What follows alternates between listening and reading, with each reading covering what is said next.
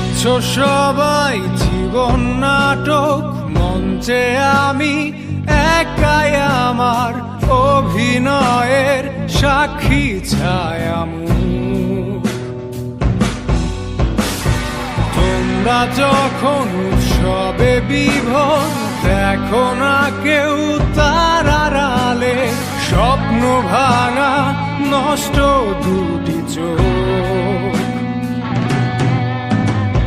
গল্প শেষে আমি নিথর, সবার চোখে ঝরুক খুশির কান্না।